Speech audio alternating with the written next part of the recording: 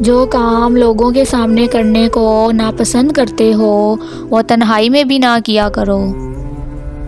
جہاں راستہ بھول جاؤ وہاں داہنی سمت اختیار کرو۔ جب اللہ کسی بندے کو پسند کرتا ہے تو اس پر خوب آزمائش ڈالتا ہے۔ جس نے فجر پڑھی وہ اللہ کی پناہ میں ہے، تو تم اللہ کی پناہ ہاتھ سے جانے نہ دو۔ اللہ تعالیٰ نے تم پر ماؤں کی نافرمانی کو حرام قرار دیا ہے۔ ہمیشہ پاک و صاف رہا کرو، رزق میں برکت ہوگی۔ اللہ کی طرف سے دکھ ٹلنے کا انتظار کرنا عبادت ہے۔ سب سے زیادہ ناپسند اللہ تعالیٰ کو وہ شخص ہے جو سب سے زیادہ جھگڑالو ہو۔